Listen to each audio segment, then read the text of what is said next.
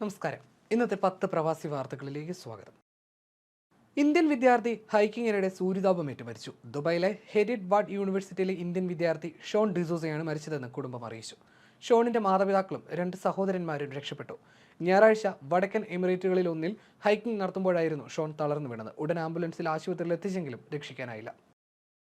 അന്താരാഷ്ട്ര തൊഴിൽ വിപണി സമ്മേളനം 2ാം പതിപ്പിന് ജനുവരിയിൽ റിയാദ് ആതിഥേയത്വം വഹിക്കും. ദ്വിദിന സമ്മേളനം മാനവ വിഭവശേഷി സാമൂഹ്യ വികസന മന്ത്രാലയമാണ് സംഘടിപ്പിക്കുന്നത്. ലോകമെമ്പാടുമുള്ള തൊഴിൽ വിപണികളുടെ ഭാവിയും വെല്ലുവിളികളും ചർച്ച ചെയ്യുന്ന ആഗോള സംവാദവേദിയിൽ വിവിധ രാജ്യങ്ങളിൽ നിന്നുള്ള 40-ലധികം തൊഴിൽ മന്ത്രിമാർ പങ്കെടുക്കും. കുവൈറ്റ് പോലീസിന്റെ യൂണിഫോം പുതിയ നിറത്തിലേക്കും ഡിസൈനിലേക്കും മാറുന്നുവെന്ന് സൂചന. ഇതുമായി ബന്ധപ്പെട്ട നിർദ്ദിഷ്ട ഡിസൈനുകൾ നിലവിൽ അധികൃതരുടെ പരിഗണനയിലാണെന്നാണ് പുതിയ പോലീസ് യൂണിഫോം സംബന്ധിച്ച് ആഭ്യന്തര മന്ത്രാലയം പുറത്തിറക്കിയ പ്രസ്താവനയിൽ അറിയിച്ചത്. അതേസമയം പോലീസ് യൂണിഫോമിന്റെ പുതിയ ഡിസൈൻ തയ്യാറായതായി സമൂഹമാധ്യമങ്ങളിൽ വരുന്ന വാർത്ത ആഭ്യന്തര മന്ത്രാലയം നിഷേധിച്ചു.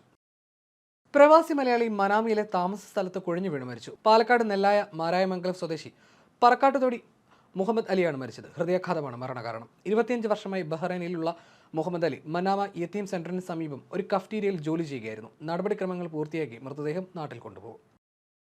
കുതിര, ഒട്ടകം, ഫാൽക്കൺ എന്നിവയുടെ ഉടമകൾ, റൈഡർമാർ, പ്രമുഖ ക്ലബ്ബുകളിലെ അംഗങ്ങൾ തുടങ്ങിയവർ പങ്കെടുക്കുന്ന പ്രദർശനം ഷാർജ അൽ അസേൽ ഈ മാസം 26 മുതൽ 29 വരെ നടക്കും. പ്രദർശനത്തിന്റെ 3ാം പതിപ്പാണ് എക്സ്പോ അൽ ദൈദിൽ നടക്കുക. പരമ്പരാഗത കായിക വിനോദങ്ങളും ഫാൽക്കൺ ലേലവും പ്രദർശനത്തിൽ പ്രധാന ആകർഷണമാണ്. Sharjah chamber of commerce and ഇൻഡസ്ട്രിയുടെ പിന്തുണയോടെ എക്സ്പോ സെന്റർ ഷാർജയാണ് പരിപാടി സംഘടിപ്പിക്കുന്നത്. 94ാമത് ദേശീയ ദിനത്തോടനുബന്ധിച്ച് സൗദി പതാക ഉപയോഗിക്കുന്നതിനുള്ള നിയന്ത്രണങ്ങളും വിലക്കുകളും സംബന്ധിച്ച് ആഭ്യന്തര മന്ത്രാലയം മുന്നറിയിപ്പ് പ്രസിദ്ധീകരിച്ചു. നിറം മങ്ങിയോ മോശം അവസ്ഥയിലോ ആണെങ്കിൽ ദേശീയ പതാക ഉയർത്തുന്നതിന് നിരോധനമുണ്ട്. കേടുപാടുകൾ വന്നതും പഴക്കമേറിയതുമായ പതാകകൾ ഉപയോഗിക്കാൻ അനുവാദമില്ല. മൃഗങ്ങളുടെ ശരീരത്തിൽ ദേശീയ പതാക കെട്ടിവെക്കുകയോ അച്ചടിക്കുകയോ ചെയ്യാനും അനുവാദമില്ല തുടങ്ങി നിരവധി മുന്നറിയിപ്പുകളാണ് നൽകിയിരിക്കുന്നത്. കള്ളപ്പണം വെളുപ്പിക്കൽ തടയുന്നതിന്റെ ഭാഗമായി ഒക്ടോബർ 1 മുതൽ കുവൈറ്റിൽ പണം നൽകിയുള്ള കാറുകളുടെ വിൽപ്പന അടക്കമുള്ളവ നിരോധിക്കും. കുവൈറ്റ് വാണിജ്യ വ്യവസായ മന്ത്രി ഖലീഫ അൽ അജീലാണ് ഇതുമായി ബന്ധപ്പെട്ട ഉത്തരവ് പുറത്തിറക്കിയത്. ഈ തീരുമാനത്തിനനുസൃതമായി കാർ വിൽപ്പനയുമായി ബന്ധപ്പെട്ട പേയ്മെന്റ് ബാങ്കിംഗ് ചാനലുകൾക്ക് മാത്രമായി പരിമിതപ്പെടുത്തും.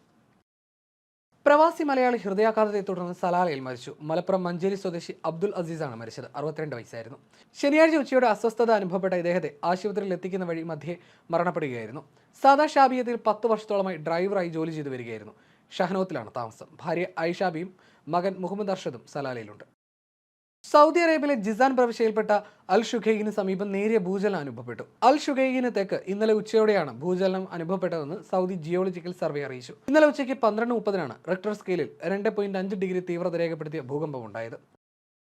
പക്ഷാഘാതത്തെ തുടർന്ന് തളർന്ന പ്രവാസി മലയാളിയെ സാമൂഹ്യ പ്രവർത്തകരുടെ ഇടപെടലിൽ നാട്ടിലെത്തിച്ചു. 17 വർഷമായി ദമാമിൽ ഹൗസ് ഡ്രൈവറായിരുന്ന പാലക്കാട് ചെർപ്പളശ്ശേരി സ്വദേശി സുധീറാണ് നാട്ടിൽ അവധിക്ക് പോയി തിരികെ എത്തിയതിന്റെ 2ാം ദിവസം ഒരു വശം തളർന്നു വീണത്. തുടർന്ന് സ്പോൺസർ കോബാർ കിങ് ഫഹദ് ആശുപത്രിയിൽ എത്തിച്ചെങ്കിലും ശരീരത്തിന്റെ വലതുവശത്തിന്റെ ചലനശേഷി പൂർണ്ണമായി നഷ്ടപ്പെടുകയായിരുന്നു.